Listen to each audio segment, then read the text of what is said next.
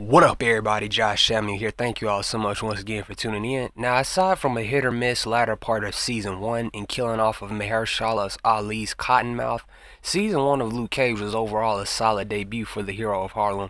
I appreciated how the first season delved into Luke's backstory before he was Luke Cage, aka Carl Lucas, and how they showed what he had to go through to become the bulletproof hero of Harlem. Needless to say, after his impressive debut in Season 1 of Jessica Jones, it was clear that Mike Colter fit the role very well.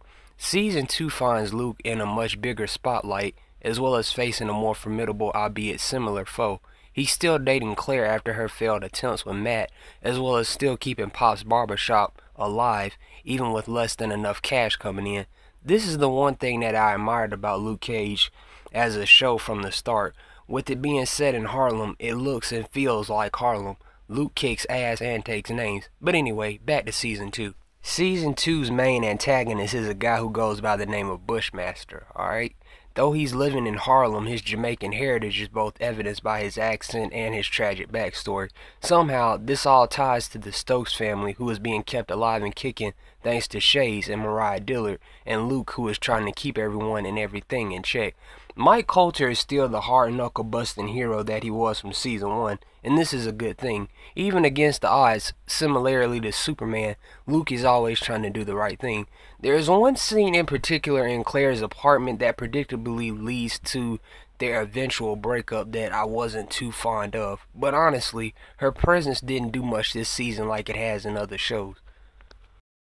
Another character that makes a surprise appearance, Luke's dad, who's a pastor played by the late Reggie Cathy, R.I.P., also adds to the show. Looking back at Season 2 of Luke Cage now, that's one thing that this season seemed to focus more on, is family. We get to see Bushmaster's family and a good deal of his backstory, as well as seeing Luke interact with his father. Mariah's daughter also makes an appearance, and in the words of Morgan Freeman, she is also quite lovely. Now, with Misty Knight still trying to remain on the right side of the law, who better to show up than the characters Danny Rand and Colleen Wing?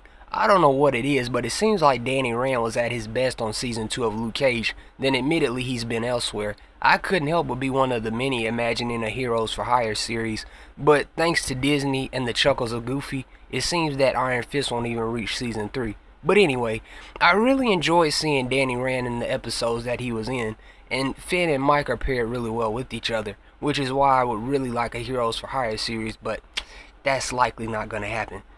Bushmaster is no Cottonmouth, but admittedly it's hard to beat an actor like Mahershala Ali. Even still, Bushmaster is a decent antagonist, and in paying close attention to his backstory, you can somewhat see where he's coming from. He's clearly a man who wants what he feels is his birthright, and sees the Stokes family, mostly Mariah, as the enemy. Things certainly get violent throughout the duration of Season 2, and oftentimes it's a result of Bushmaster's family as well as Mariah's goons. One character I feel stood out tremendously this season, Shades, played by Theo Rossi, is certainly worth mentioning. Aside from having to deal with Mariah's daughter and keeping his own men in line, he also has to make some very consequential decisions. But even without the shades, he is one of the few that doesn't buckle under the pressure. He's just a cool side character. Luke and Bushmaster are similar in a lot of ways. The only problem is one is using an absurd amount of herbs and things to make himself strong, and it corrupts his already troubled mind, body, and soul. It's obvious Luke is going to win, but ultimately where Luke ends up at the very end of Season 2 may or may not be eyebrow raising for some. Season 1 may have been more about Luke Cage finding his way in all this, and Season 2 feels more about Luke doing everything he possibly can to make a difference. As a result, to me, there aren't as many off episodes in the latter half like there were in Season 1, though like Iron Fist Season 2 that came after it, the 10 episode slot admittedly is more feasible when compared to 13.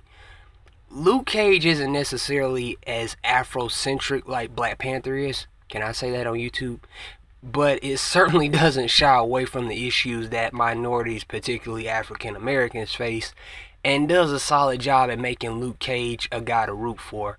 And all in all, though I'm still personally not over Cottonmouth's demise and his replacement being the cringeworthy burgundy pimp wannabe Diamondback, Season 2 of Luke Cage is mostly, I'd say, a fulfilling successor to his prior season.